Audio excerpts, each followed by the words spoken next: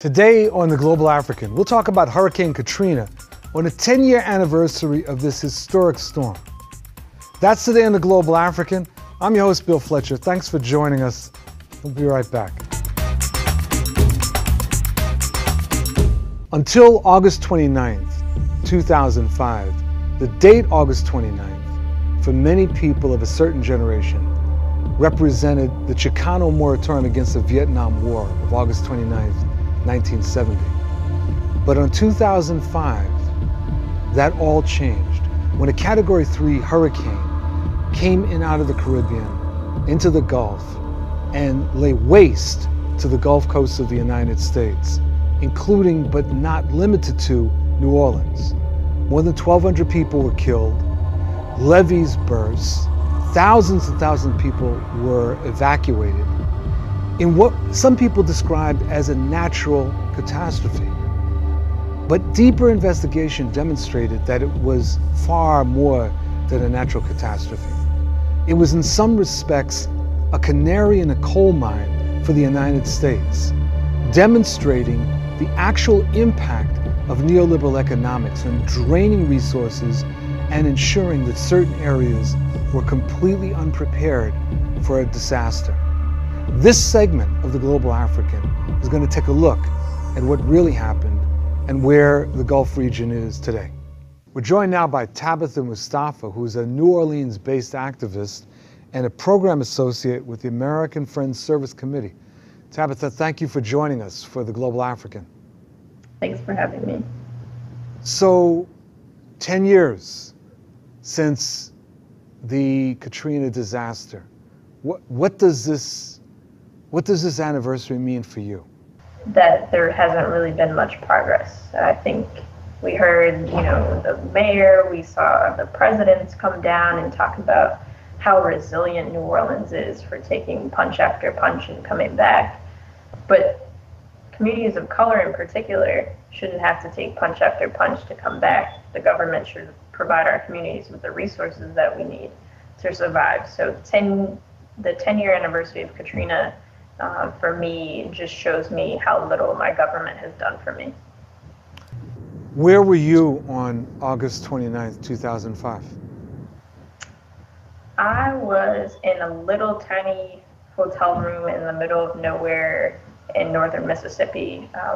My mom and I evacuated with the dog, and we got the last hotel room in this little place, and we rode it out there. How long did you end up there? We actually didn't stay there too long. The next morning we got up and we called family members trying to figure out where they were, if we could get in touch with some of them. We actually weren't able to locate my grandma at the time, but my cousin was in North Louisiana, so that was our next stop, Bastrop, Louisiana. When were you able to return to New Orleans? I returned a little bit earlier than the rest of my family.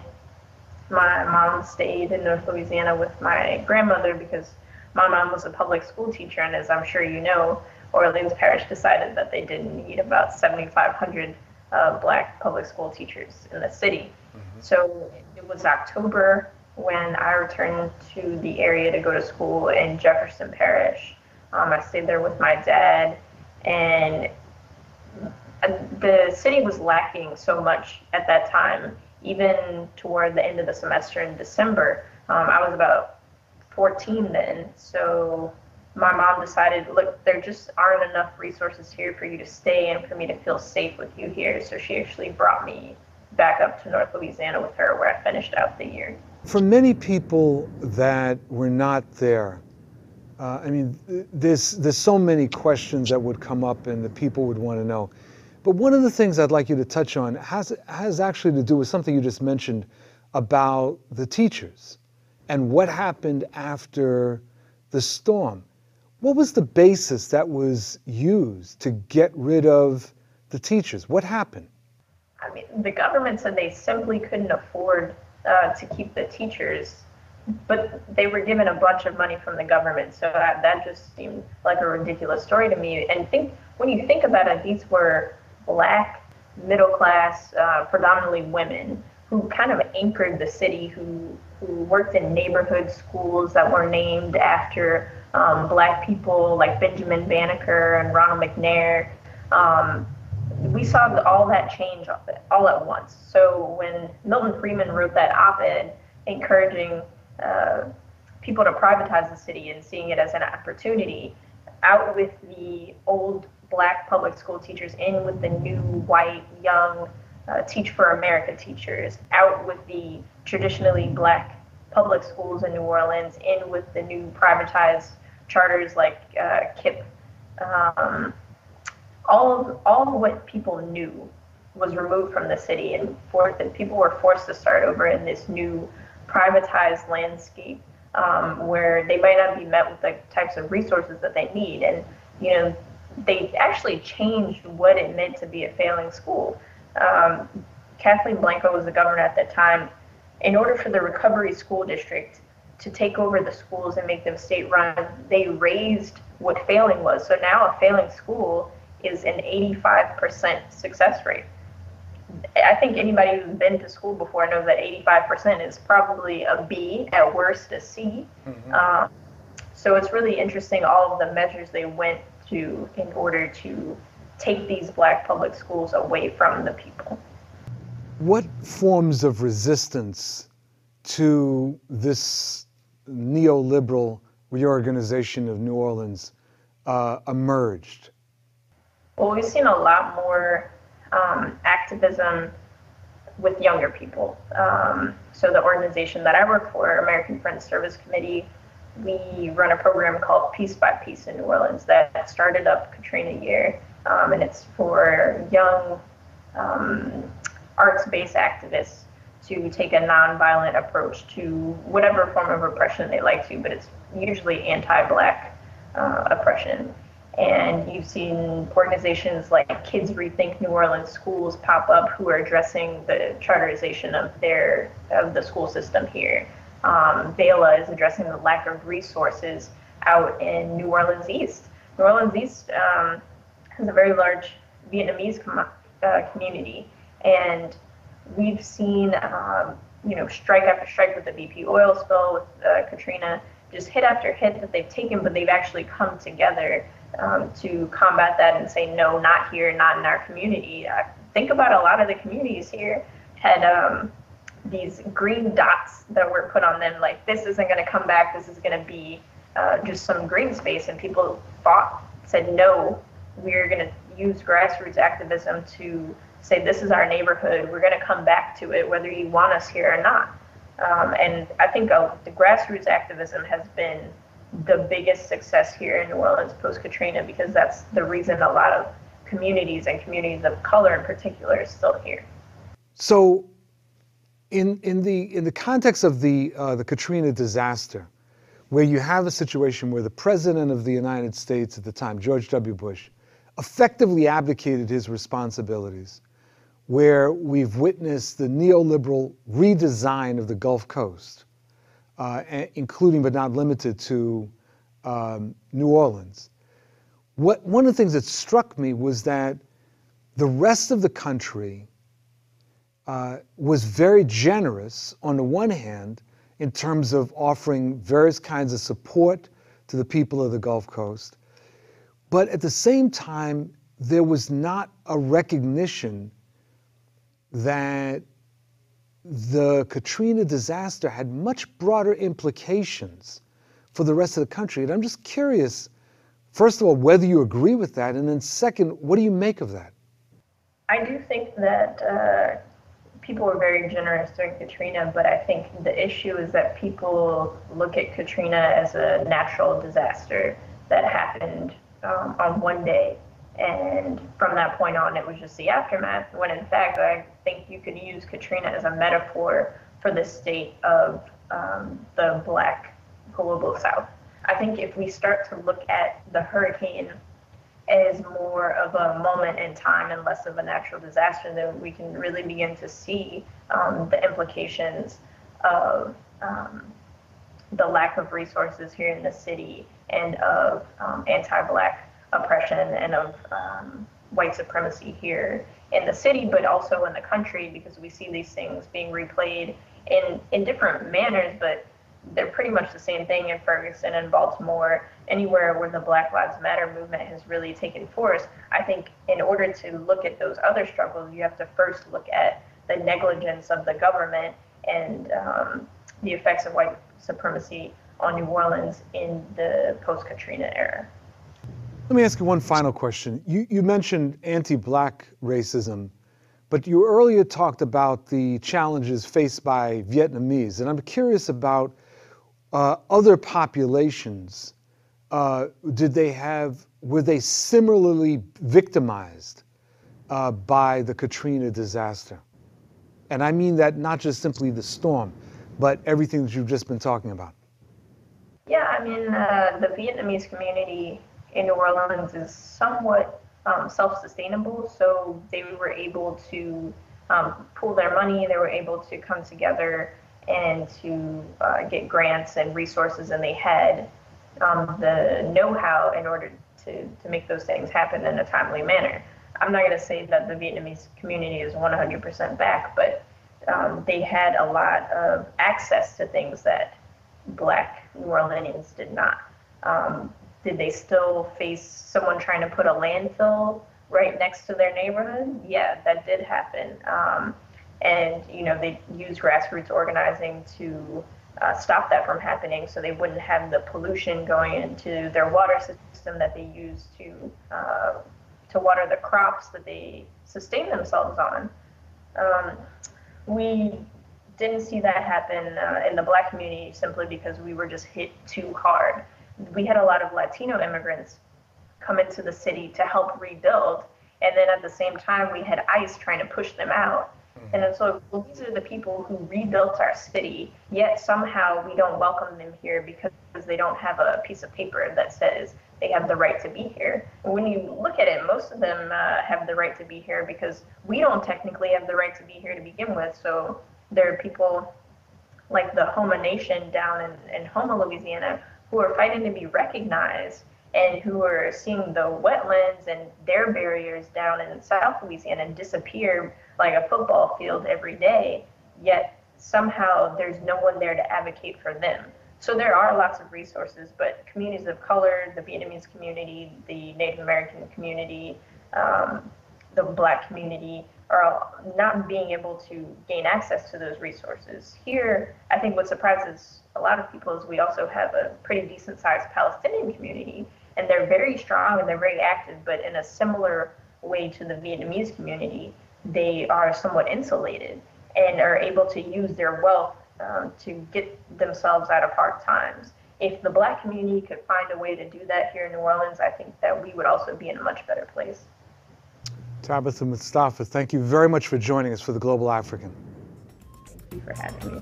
And thank you for joining us for this segment of The Global African. I'm your host, Bill Fletcher, and we'll be back in a moment. Take care. We're now joined by Sonny Patterson, who is a featured poet on HBO's Def Poetry Jam, BET's Lyric Cafe, and many international stages, including the Panafest in Ghana, West Africa. Additionally, she has sung lead vocals on Kaluma Ya Salam for Hannibal Lokabe. Thank you very much for joining us for The Global African. Hi, thank you. Thank you for having me. The 10th anniversary of the Katrina disaster. I understand that you are originally from New Orleans?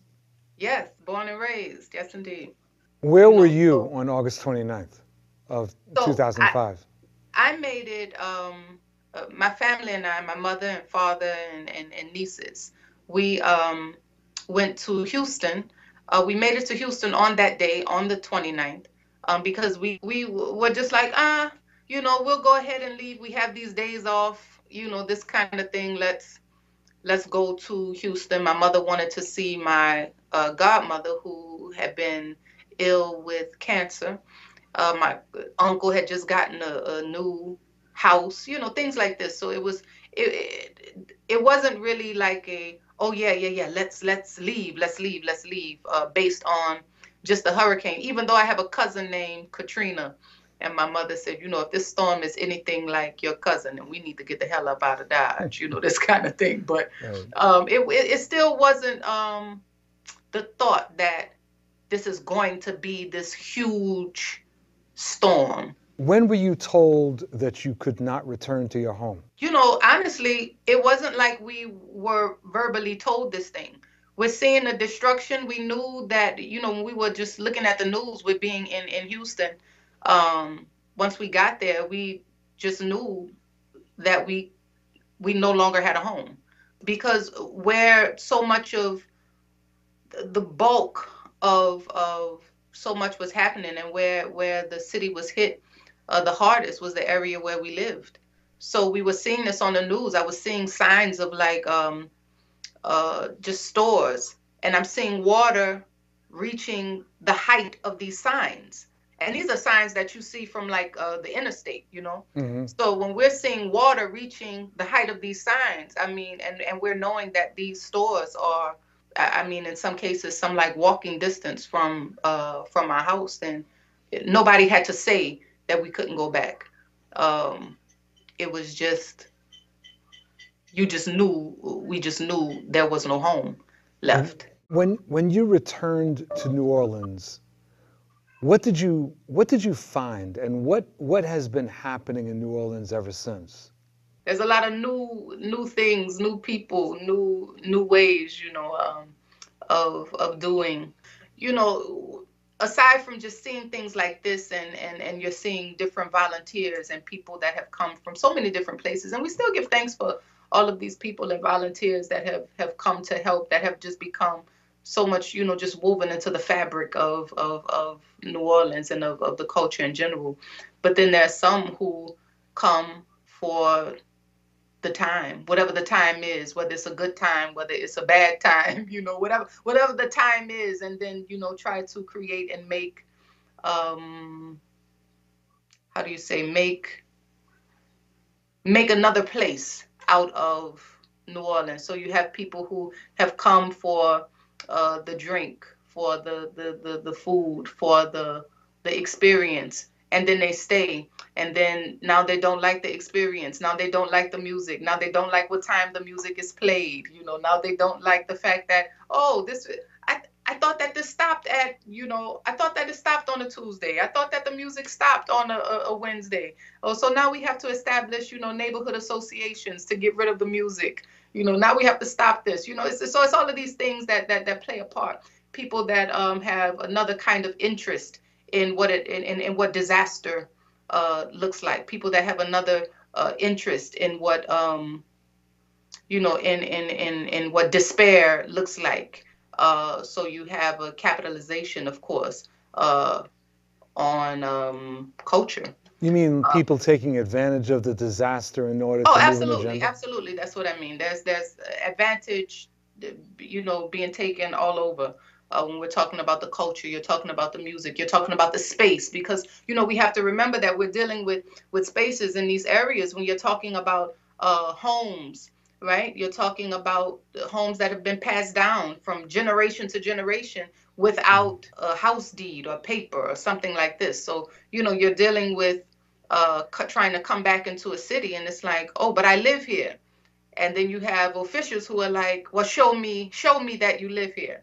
And you're like, I don't have the papers. My grandmother gave me this house. I grew up with my grandmother, my great grandmother, and things like this. And people are like, no. So, you're dealing with the land grabbing. You're dealing with being, advantage being taken when we do have these oral traditions of how things are passed down, and how things are given to our children, and how legacy is looked at now, and well, I was going to say, it seems like there's a lot of people that are in effect being denied the right to ever return. Absolutely. Again, these are deliberate attempts when you're looking at certain areas. I mean, you've had people to say God did what we could not do, which was clear out public housing. I remember the quote. Even we're talking about rent, you're talking about the rising cost of rent while the salaries aren't rising. So you have rent, say pre-Katrina, that might have been say something for $750. So if something was $750, now we're seeing it at $1,200 to $1,500. So this is a big jump. When we're having this jump and we're not having the pay grade of people jump along with it. So Right. we're talking about the rising cost of food, and salaries aren't rising. You're talking about the rising cost of clothes, all your basic needs, food, clothes, and shelter. And all of these things are rising while the people's ability, or while the people, the pay to be able to pay for these things aren't rising. I'm told that you're going to read us a poem. Yeah, absolutely. All right. Question. How many more examples of destruction will it take for us to lift this veil of ignorance that drapes our faces? We place hands over ears, eyes closed, mark mute, walk dead, have to, because they shoot before we speak. But when you know the truth of what they do to those who refuse to believe in the lies they feed, now it's either we could crawl and give in feeling helpless under the pressure, or we would remember. We would remember how to walk like warriors, how our feet are on the shoulders of giants, how we've conquered chaos before. We've compromised our divinity far too long, and all at the hands of an oppressive entity that deliberately aims to kill, and still they will use poison and steel or cotton and fields, take trillions of dollars, pollute all the water, destroy everything from Phoenix to Florida, then still find time to pimp your daughter or sodomize your son, turn two parents into one, and one is never enough in this world of too much. Oh, here is a classic equation. Divide up a family, multiply mommy's movements because daddy didn't move where no responsibility can ever find him. Add in depression and bitterness, subtract the encouragement, then you watch the percentages fill up the prisons. You see, we are master mathematicians, exponents of confusion. We be choosing death as if there are no other options, left or right, up or down, shiftless vagabonds roaming around searching for something safe, seeking, never finding or recognizing the space inside, that soft, quiet sound that doesn't compete with the crowd of voices or the violent volume. And here is the value of you. So now this is like a vowel. It's standing in the midst of clanging consonants. It's constant. It's a kind reminder of the connection of us, when so often we have been picked apart, separated, and sorted as casual as laundry. After all, now they say we should never mix the colors and the whites, right? Let us reflect on this mess we have made. We have rejected nature's voice, all in search of material gain, donning the rags of the disastrously insane. My God, not this again. Not the different names, same situation again. Not to declare war all in the name of peace again and again and again and again and again and again. But then again, thanks be to God, there are them who can rouse us from our drowsiness, who save us from our haphazardness, who assist in realigning our energies with heavenly elements. And there are skeptics who will bark. Well, now there she go with that dreamer talk, as if every masterpiece didn't first start from just a thought.